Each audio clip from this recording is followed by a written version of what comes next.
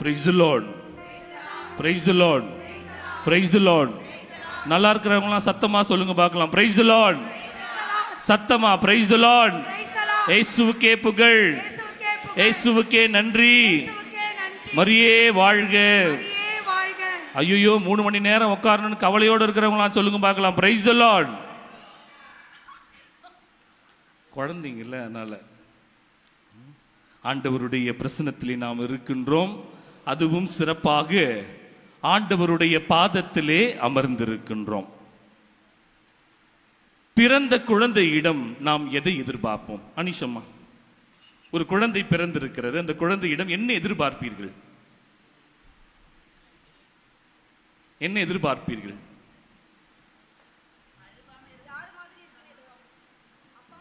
தனமா யாரு மாதிரி இருக்குன்னு அர்த்த பாயிண்ட் போடுவீங்களா?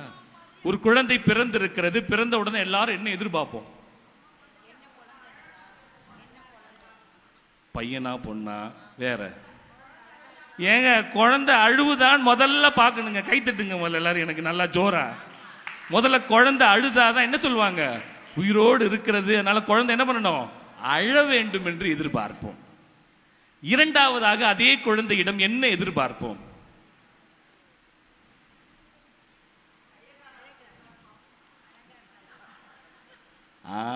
கை கால்லாம் அசையுதா, அம்மாட்ட நல்லா பால் குடிக்குதா அப்படின்னு எதிர்பார்ப்போம் இரண்டாவதாக.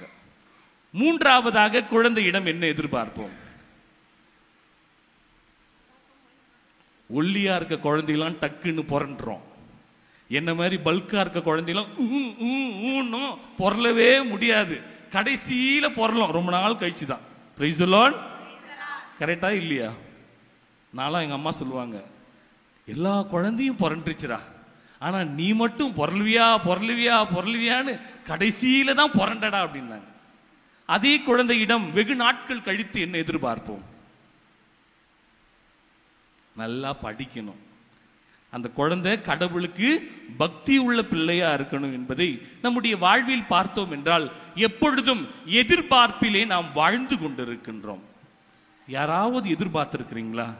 நான் ஆண்டவருடைய பாதத்திலே அமர்ந்து ஆண்டவரை கட்டி அணைச்சி அந்த ஆண்டவருடைய பாதத்தோடு நான் என்னுடைய கண்ணீரை சேர்க்கணும் அப்படின்னு யாராவது நினைச்சிட்டீங்கன்னா சொல்லுங்க பார்க்கலாம். Praise the Lord. இருக்கிறீங்க. இப்போ கை தூக்காதவங்களாம் ஏதோ சாமி ஈவினிங் வேற சொன்னாங்க பரிசுத்த ஆவி பெருவிழா வந்தா ஏதாவது கிடைக்குமோன்னு வந்தோம் அப்படின்னு நினைச்சிங்களா? பிரைஸ் தி லார்ட் அப்படின்னு வந்திருக்கிறவங்களா சொல்லுங்க பார்க்கலாம். Praise the Lord. அது வந்துக்கிறேன், ஏதாவது கிடைக்குன்னு வந்திருக்கிறேன். சரி, ஒரு பெரிய ஒரு திருவிழாவிற்கு என்னை அழைத்திருந்தார்கள். திருவிழா செங்கல்பட்டு மறை மாவட்டத்திலே ஒரு 2 வாரங்களுக்கு முன்னதாக பள்ளியாகரகம் அப்படின்னு ஒரு கிராமத்திற்கு திருவிழாவிற்கு சென்றிருந்தேன். அன்று மறையுரை என்னுடைய பொறுப்பு. மறையுரை எல்லாம் நன்றாக தான் இருந்தது. மறையுரை முடியுது, செம மழை அடிச்சு தூக்குது. சிஸ்டருங்க ஃபாதருங்க எல்லாம் பொருளை தூக்கிட்டு குடுக்குன்னு உள்ள ஓடுறாங்க. இங்கிருந்து கூட ஒருத்தர் வந்துருந்தாராங்க பிள்ளையகரத்தில். உடனே ஒரு ஆயா என் பக்கத்தில் வந்துச்சு. நீ தான் பிரசங்கம் வச்சியா அப்படின்னு போயிடுச்சு. அடிப்பாவி கிளவி, நான் ஒன்று என்ன பண்ணேன்? பூசை முடிஞ்சிச்சா, மழை அடிச்சுட்டு இருந்து சாப்பாடுலாம் கொடுத்தாங்க. அந்த பாட்டியை கூப்பிட்டு கேட்டேன், என்னம்மா ஏன் என்னம்மா திட்டுறம்மா? நான் என்னம்மா பண்ணேன்? மாதா கோயிலில் வந்து அல்லே லூயா அல்லே லூயா அல்லே லூயா பிரைஸ் எல்லாம் பாத்திய எப்படி மழை வருதுன்னு. என் மாதா கோயில் அல்லே லூயா சொல்லக்கூடாதா? சொல்லலாமா சொல்லக்கூடாதா? சொல்லலாம்னு சொல்றோம்லாம். சொல்லுங்க பார்க்கலாம். Praise the Lord. Praise the Lord. Praise the Lord. சிறப்பாக நேற்றைய நாளிலிருந்து நாம் பரிசுத்த ஆவியினுடைய நவநாளை தொடங்கி இருக்கின்றோம். சரி, முதல்ல கேள்வியோட தொடங்கலாம். இந்த பக்கம் மாதா இருக்காங்க, சரிங்களா? அந்த பக்கம் பரிசுத்த ஆவி இருக்கிறாங்க. நீங்க யார் பக்கம் போவீங்க? யாரெல்லாம் மாதா பக்கம் போவீங்க? மாதா கூப்பிடுறாங்க வாங்கப்பா வாங்கன்னு. மாதா பக்கம் போவீங்களா பரிசுத்த ஆவி பக்கம் போவீங்களா? மாதா பக்கம் போறவங்களாம் கை தூக்க பார்க்கலாம். 1 2 இருக்குது இருக்குது. யார் யாரெல்லாம் பரிசுத்த ஆவி பக்கம் போவீங்க? இருக்குது. இப்ப நோட்டாலே அடிக்க போறேன். கையே தூக்காதவங்க மட்டும் எந்த பக்கம் தான் போற? நீ வீட்டுக்கு போறேன் சாமி. மாதா பக்கம் போலாமா பரிசுத்த ஆவி பக்கம் போலாமா? எங்கம்மா போலாம்? ஜோனம்மா எங்க போலாம்? நன்றாக கவனிக்க வேண்டும். அந்த அன்னை மரியாள் இந்த நேரத்திலே உயிரோடு இருந்தாலும் சொல்லுவார்கள், ஆவியானவரோடு செல்லுங்கள் என்று, இல்லையா? ஏனென்றால் அன்னை மரியாள் எப்பொழுதும் பரிசுத்த ஆவியினாலே நிறைந்திருந்தார். அதனால்தான் நம்முடைய பங்கு தந்தை அழகாக இந்த 3 நாட்களும் முப்பெரும் நாட்களாக 3 நாட்களும் பரிசுத்த ஆவியினுடைய வல்லமையை இன்னும் அதிகமாக நாம் தெரிந்து கொள்ள வேண்டும் என்று நாம் இந்த நாளிலே நாம் முயற்சி எடுக்கின்றோம். நம்முடைய தாயாம் திரு அவையானது எதற்காக பிளவுபட்டது? ஒரு 1054 1053 அந்த சமயத்திலெல்லாம் ஏன் தாயாம் திரு அவையில் பிளவு ஏற்பட்டது? யாரா சொன்னீங்கன்னா? ஆவியானவரால் ஒரு பிளவு ஏற்பட்டது. தனத்துக்கு ஒரு கைத்தட்டுங்க பார்க்கலாம், ஜோரா. Very good. ஆவியானவருடைய பெயரால் அந்த நாளிலே பிளவு ஏற்படுகிறது. ஏன்? என்ன பிளவு? கரெக்ட், ஆவியானவரால் பிளவு ஏற்பட்டுச்சு. ஏன்? இந்த ஆவி தந்தையிடமிருந்து வருகிறதா இயேசுவிடமிருந்து வருகிறதா? அடப்பாவிகளா, எப்படிலாம் யோசிக்கிறாங்க பாருங்களேன். பரிசுத்த ஆவி தந்தையிடமிருந்து வருகிறதா இல்லட்னா இயேசுவிடமிருந்து வருகிறதா என்ற ஒரு பெரிய ஒரு கேள்வி. அதனால் தான் அந்த சமயத்திலே ஒரு பிளவு ஏற்படுகிறது. நாம் நன்றாக புரிந்து கொள்ள வேண்டும். யோவான் 14வது அதிகாரம் 10வது வசனம் படிங்க பார்க்கலாம். யோவான் 14வது அதிகாரம் 10வது வசனம். நான் தந்தையின் உள்ளம், தந்தை என் உள்ளம் இருப்பதை நீ நம்புவதில்லையா? நான் தந்தையின் உள்ளம், தந்தை என்னுள்ளும் இருக்கிறார். அப்ப என்ன பண்ண? 2 பேரும் வேற ஆள் கிடையாது, இல்லையா? தந்தை ஒரு மறைக்கல்வியில் ஒரு கேள்வி கேட்பாங்களா? என்ன கேள்வி கேட்பாங்க? தந்தை கடவுளா? மகன் தூயாவி கடவுளா? அப்ப 3 பேர் இருக்காங்களே, அப்ப 3 பேர் கேட்கும்போது என்ன சொல்லுவாங்க? ஒரே கடவுள். அதுதான் அழகாக, யாரெல்லாம் தன் தந்தையை பார்க்கின்றார்களோ அவர்கள் மகனை பார்க்கின்றார்கள். அதுதான் நம்முடைய ஒரு நம்பிக்கையாக இருக்கிறது.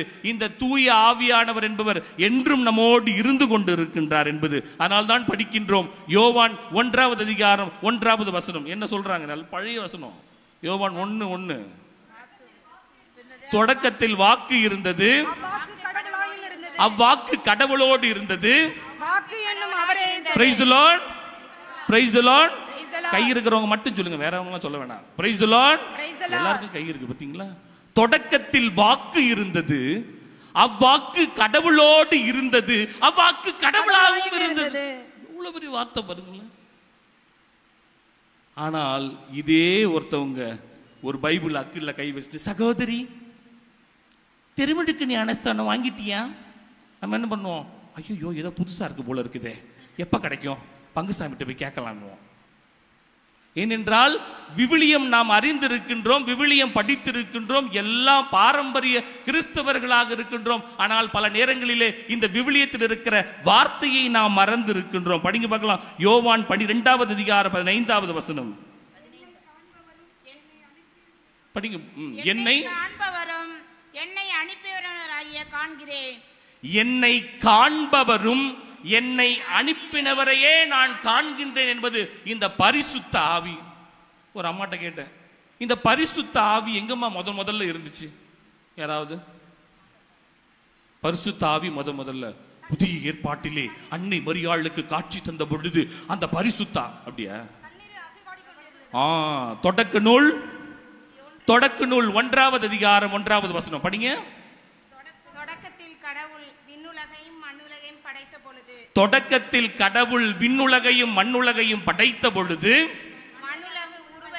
மண்ணுலகு உருவற்று வெறுமையாய் இருந்தது.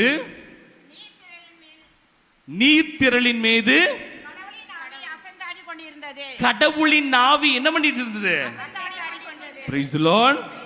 நம்புறவங்களா சொல்லுங்க பார்க்கலாம். Praise the Lord. எல்லாம் நம்புறீங்க இல்லையா? எவ்வளவு அழகா கொடுத்திருக்கிறாங்க பாருங்களேன். நீர்த்திரளின் மேலே ஆண்டவருடைய ஆவி எப்படி இருந்துச்சா? அசைவாடி கொண்டிருந்தது. எவ்வளவு அருமையான இது பாருங்க. நாம் ஜெபிக்கின்ற பொழுது நம்முடைய உடல்கள் எல்லாம் அப்படியே இந்த நேரத்தில் அப்படியே அசைவாடும். நம்மையே அறியாம என்னடா கையில ஆடுது, ஒரு மாதிரி கண்ணில இருந்து ஒரு மாதிரி தண்ணி வருது, உடம்புல இருந்து ஒரே வேர்வையா வருது அப்படின்னு நினைப்போம். அதெல்லாம் நீங்க நினைச்சு பார்த்தீங்கன்னா ஆண்டவருடைய ஆவி நிரம்பி இருக்கின்ற பொழுது அசைவாடி கொண்டே இருக்கின்றோம். Praise the Lord, praise the Lord. அதே 1வது அதிகாரம் 7வது இறைவார்த்தையில் எவ்வளவு அழகா படிக்கிறோம், படிங்க. கடவுள் வானத்தை உருவாக்கி வானத்திற்கு கீழே உள்ள நீரையும் வானத்திற்கு மேலே உள்ள நீரையும் பிரித்தார். அது அவ்வாறு ஆயிற்று. அப்படியே நீங்க படிச்சுட்டே வந்தீங்கன்னா கடைசியில் என்ன ஆகும்? மனிதனை படைக்கின்றார். மனிதனை படிச்சு என்ன பண்றாரு? உயிர் மூச்சை கொடுக்கின்றார். அதே பரிசுத்த ஆவியை நீங்களும் நானும் பெற்றிருக்கிறோம். ஜோரா ஒரு கை தட்டி ஒரு ஆண்டவருக்கு ஒரு நன்றி சொல்லுவோமா? பரிசுத்த ஆவி இருக்கா? ஈத்து பாருங்க, மூச்சு இருக்கா? மூச்சு இருக்கிறதால தான் நீங்களும் நானும் இங்க இருக்கிறோம். இல்லைன்னா குடியில் வச்சிருவாங்க நேரத்தில், இல்லையா? மூச்சு இருக்கா? அனிஷம்மா ஈத்து பாக்குறாங்க. இருக்கு இருக்கு, இருக்கிறதால தான் நம்ம இருக்கோம், இல்லையா? அந்த ஆவியை பெற்றிருக்கின்றோம். இன்னும் அதிகமாக நாம் புரிந்து கொள்ள வேண்டும். ஆனால் இந்த பழைய ஏற்பாட்டிலே எசேக்கியேல் 37வது அதிகாரம் நமக்கு மிக ஒரு ஆற்றலை தருகிறது. எசேக்கியேல் 37வது அதிகாரம் நீங்க படிச்சீங்கன்னா தெரியும்.